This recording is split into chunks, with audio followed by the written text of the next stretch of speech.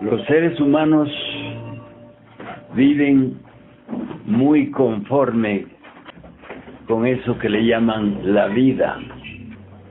El proceso de la vida no puede darle a los seres humanos lo que necesitan desde el punto de vista espiritual. En la vida encontramos todas las cosas malvadas. En la vida encontramos todo lo que es perjudicial. En la vida el ser humano se vuelve falso, hipócrita, mentiroso. En la vida los seres humanos se tratan como verdaderas bestias. No encontramos en la vida eso que se llama compasión. Porque si alguien es compasivo en la vida, la propia vida lo arrasa. De modo que para poder vivir en el mundo, en la vida, sin ser arrasados y sin ser perversos, necesitamos tener un conocimiento aparte, un conocimiento especial, para que el tumulto de la vida no pueda absorbernos y eliminarnos. Toda esa gente que vemos en el proceso de la vida como triunfadores, como millonarios, todos esos tienen que pagar muy caro el precio de ser famosos, el precio de ser millonarios. La vida les pasa factura y vemos que siempre terminan físicamente en una situación lamentable. De modo que es preciso comprender que debemos estar en la vida, pero no pertenecer a la vida. Jesucristo dijo que los tres enemigos del alma son el demonio, el mundo y la carne. De modo que todas las gentes que viven para la satisfacción de la carne, de los sentidos, terminan lamentablemente en una situación verdaderamente triste. Normalmente no nos damos cuenta, porque cuando alguien desaparece del mundanal ruido, se lo olvida fácilmente.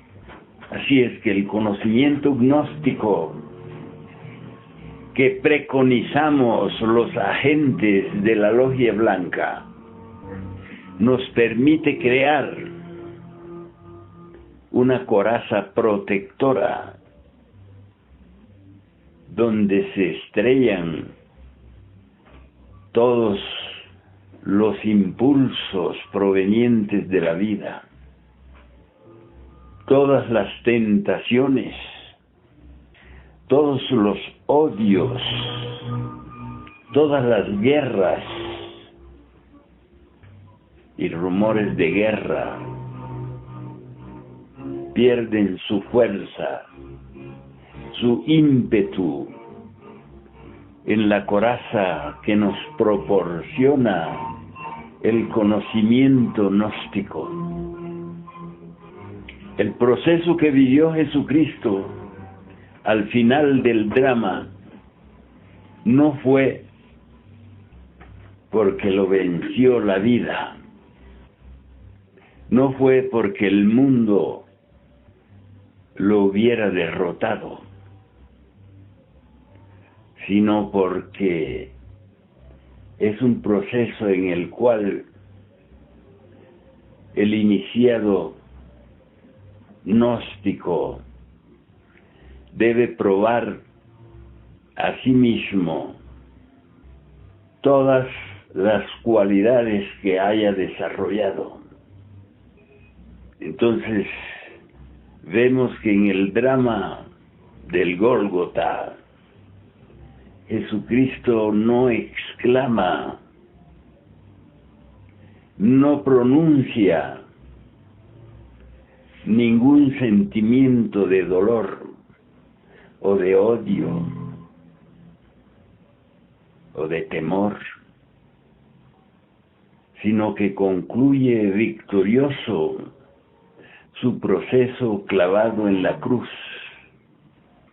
La cruz es el símbolo universal de la multiplicidad.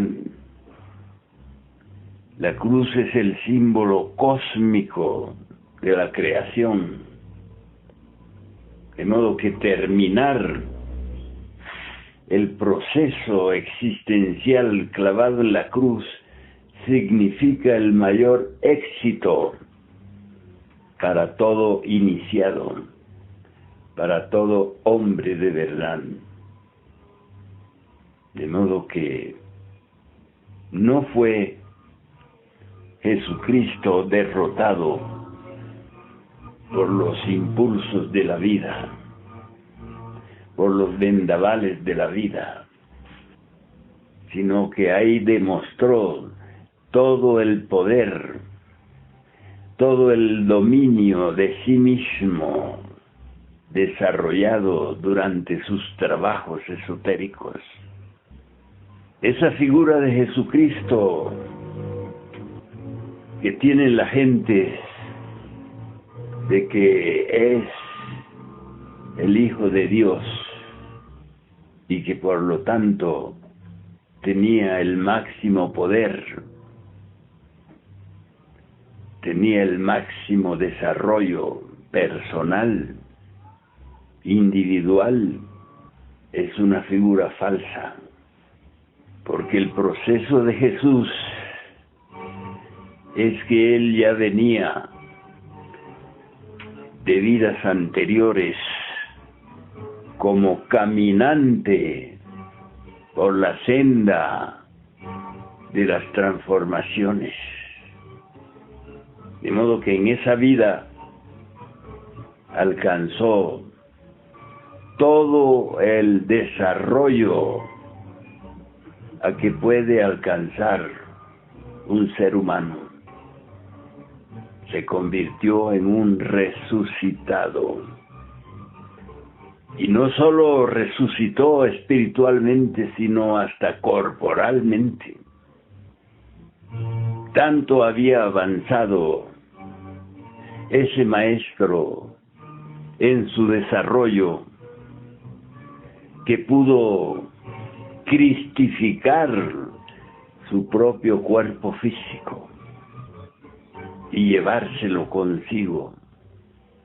De modo que si encontramos al maestro en los mundos superiores, lo encontramos con su cuerpo que tuvo acá hace 2000 años. Y siempre a los incrédulos le muestra la marca de los clavos, como se lo demostró a su propio discípulo. ¿Cómo se llamaba el discípulo incrédulo? Tomás, el incrédulo. De modo que si nosotros nos confiamos en que la vida va a proporcionarnos lo que necesitamos desde el punto de vista espiritual, entonces sería un fracaso. Tenemos que estar psicológicamente en contra de la vida. Y esa fricción, esa lucha en contra de los efectos de la vida, es lo que desarrolla en el maestro, en el iniciado, su mayor fuerza. su mayor poder, porque la vida es todo lo opuesto al desarrollo y al crecimiento interior. En la vida están todos los elementos de la contradicción. Están todos los elementos del fracaso. Están todos los elementos del dolor, de la tragedia, de la amargura. Si ustedes hacen una retrospección de lo que han vivido hasta ahora, se encontrarán que no han andado por un camino de rosas, sino por un camino de espinas, de angustias, de temores, de preocupaciones. Todo eso está contenido en el proceso llamado la vida. Un maestro dijo muy sabiamente que la vida es una gran fábrica de dolor. De modo que si nosotros queremos experimentar otras circunstancias superiores a la vida, necesitamos crearnos el escudo de Perseo. Necesitamos engañar al enemigo con el reflejo del escudo. Así es que este camino de la autorrealización íntima del ser es un camino de negación hacia el mundo, hacia el demonio, hacia la carne. La carne de un iniciado debe obedecerle.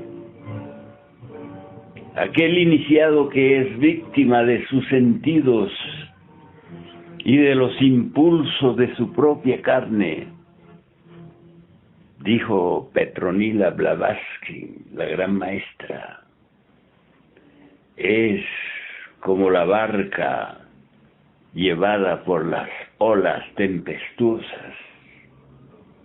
Dijo Santiago que aquel que vive preso de los sentidos es como las hojas secas que se lleva el viento. De modo que necesitamos el manejo consciente, férreo, de lo que son los impulsos de la carne, los deseos, la codicia, la lujuria, esos factores que nadie sabe que los tiene porque nunca se ha observado. Todos los seres humanos piensan que son correctos, que son honestos, que no mienten, porque nunca se han observado. Pero cuando nos observamos en forma imparcial, entonces comenzamos a ver toda la película relacionada con lo que somos. Así es que el freno que debemos imponernos para sobrevivir a las tempestades de la vida es lo que puede desarrollar en nosotros una alma consciente y un espíritu rebelde. Necesitamos ser rebeldes. No hay que ser nunca sumisos, porque el que es sumiso se lo absorbe la vida. De modo que la vida, el mundo, el ego como representación del demonio, vive trabajando constantemente para cosechar aquellos que van a ir a formar parte de la consistencia de las capas minerales del planeta. Ese es el fin de todos aquellos que sucumben al mundo, al demonio y a la carne. Nosotros necesitamos desarrollar el báculo y la espada. El báculo es la fuerza de sustentación para mantenernos firmes. Y la espada es el símbolo de la voluntad, con la cual cortamos constantemente las conexiones malignas con la vida. En la técnica de autoobservarnos podemos descubrir las conexiones que tenemos con la vida. Mientras esas conexiones permanezcan, estaremos sujetos a que la vida nos absorba, a que la vida nos dicte la forma de accionar y de reaccionar ante las circunstancias. La vida es una sucesión interminable de aconteceres. Las gentes inconscientes se olvidan de los aconteceres que le han proporcionado el dolor, la desesperación. Cada vez que pasa algún suceso en nuestra vida, es como si un vendaval destrozara nuestras vestiduras y nos dejara cada vez más desnudos.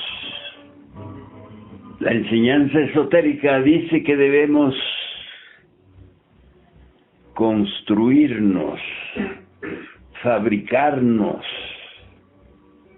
el cuerpo solar de la mente, el tosoma eliacón, constituido por 5 vehículos existenciales. Necesitamos fabricarnos ese vestido para que los vendavales de la vida no puedan dejarnos desnudos en medio de la calle. De modo que la rebeldía es uno de los aspectos básicos del crecimiento, del desarrollo, de la realización de los más caros anhelos de la vida, como es el de liberarnos del dolor y de la tragedia. Mucho hablan los seres humanos de la felicidad y luchan por alcanzar la felicidad mediante factores externos. Muchos creen que los que tienen una linda casa y un modelo último de automóvil, eso representa algo de felicidad. Pero no es así.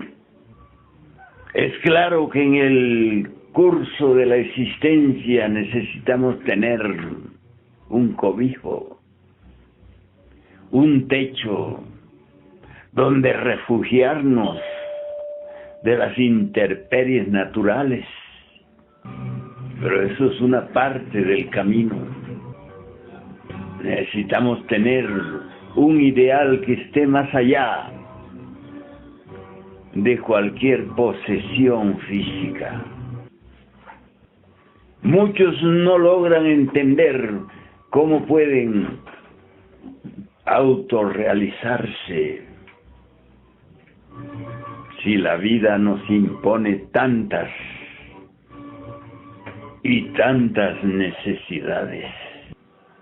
Jesucristo dijo que había que darle al César lo que era del César y a Dios lo que es de Dios.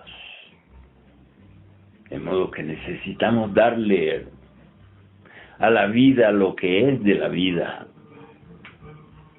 como el vestirnos, el alimentarnos, el cobijarnos, el saber ganar los valores del sustento. Eso corresponde al orden externo de la existencia, pero no significa lo más importante, porque lo más importante es el crecimiento, el desarrollo, el abandonar la vida infantil y convertirnos en adultos. En el campo de la sociología se conoce como adulto todos aquellos que han pasado las etapas de la niñez y la adolescencia. Pero hay miles y millones de adultos de esa naturaleza que no han alcanzado siquiera el nivel de la juventud psicológica, aunque asimismo se llamen hombres y mujeres. Eso es un título relacionado apenas con la figura sexual. Los que tienen el órgano viril se les dice hombres, aunque ni siquiera sepan para qué sirve el órgano viril. A los que tienen el órgano llamado el yoni o la vagina, se les llama así mujer, por esa figura. Pero el verdadero título de los llamados varones es el de macho. Muchos se quejan, los seres del sexo femenino, del llamado machismo, debido a que los que tienen el órgano viril se creen superiores a los seres del órgano pasivo. Se creen con el derecho de mandarlas y gritarlas y pegarlas y cosas por el estilo. Y la causa de eso está en el nivel de ser, no propiamente en la función sexual, sino en el nivel de ser. No ha habido crecimiento en estos machos, no ha habido crecimiento interior, a pesar de que en el comienzo la divinidad expresó el concepto del crecimiento antes que el concepto de la multiplicación. El crecimiento no es una cuestión externa. El crecimiento es el proceso interior mediante el cual los seres humanos avanzan hacia el siguiente nivel de la vida, hacia la siguiente etapa de la vida. Ese es el crecimiento. De modo que cuando fue dicho, creced y multiplicaos, se estaba refiriendo al crecimiento de adentro, no al crecimiento de afuera. El crecimiento de afuera no es complicado. Viene por el proceso natural de la evolución. Es el proceso en el cual el cuerpo adquiere las características adultas, fisiológicamente hablando. De modo que el crecimiento de que habló la divinidad en el comienzo es el crecimiento de adentro, es el crecimiento del alma, es el desarrollo pleno de la conciencia inmortal. El otro día les decía que no tenemos una conciencia personal. Lo que tenemos es un ego colectivo. Esto necesitan entenderlo. ¿Por qué el ego es colectivo? Porque tiene los mismos intereses egoísticos. Todos, hombres y mujeres, tienen los mismos intereses ególatras. De modo que debemos nosotros, mediante la autoobservación, ir determinando el nivel de la egolatría, cada uno en sí mismo. Cada vez que vamos a actuar, cada vez que vamos a reaccionar, debemos pasar por el sedazo de la inteligencia, eso que se llama la egolatría. Debemos saber muy bien si nuestros actos son ególatras o son conscientes. Eso es básico y fundamental para tener un parámetro de nuestro crecimiento conciencial. Debemos poder decir, esto es egolatría. Esta reacción proviene de algún factor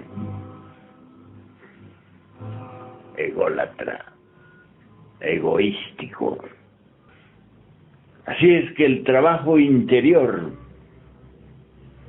está muy relacionado con nuestra inteligencia, con nuestra conciencia. La inteligencia es lo contrario de la torpeza. De modo que toda acción torpe está alejada de la conciencia. Las acciones provenientes de la conciencia son siempre agradables. No nos producen tensión, ni mala intención, ni violencia, sino que nos producen la satisfacción de obrar correctamente, de actuar correctamente. Y eso nos va conduciendo gradualmente hacia la felicidad. La felicidad no es la alegría de haber adquirido algo externo. La felicidad nos llega siempre que hemos actuado correctamente. Cuando no actuamos correctamente, entonces somos infelices. Así es que siempre debemos someter a la conciencia todo aquello que decidimos hacer. Así es como avanzamos en el camino de la autorrealización íntima del ser. Así es como nos vamos convirtiendo en seres autoconscientes. Así es como nos vamos convirtiendo en individuos auténticos. Así como estamos, no somos individuos, somos simplemente sujetos pluralizados. De modo que cuando ustedes van a juzgar las acciones de otra persona, deben partir de ese principio. Este es un sujeto pluralizado. No es un individuo consciente. Si eso lo aplicamos a sí mismos, entonces nuestro progreso, nuestro crecimiento irá siempre en ascenso. No olviden, pues, que estamos en medio de una gran fábrica de dolor llamada la vida.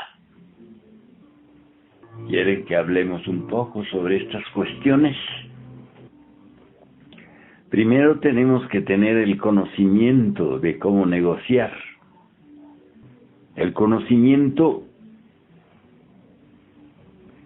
para negociar con la justicia divina es negarnos a sí mismos. Aquel que sabe negarse a sí mismo le pueden escuchar. Pero aquel que está queriendo que las cosas sean como a él le parecen, con ese no negocian los señores del karma. Así es que hay que saber negarse a sí mismo para dirigir nuestros pedidos a la justicia divina. ¿Te das cuenta? No nos podemos dirigir a los señores de la justicia divina con una intención deliberada de autofavorecernos. Normalmente cuando oramos el Padre Nuestro y decimos, hágase tu voluntad, en ese pedido estamos incluyendo la relación con la justicia divina. Hágase tu voluntad en el cielo y en la tierra. Quiere decir, allá donde tú estás y acá donde yo estoy. Acá es la tierra, allá donde tú estás es el cielo.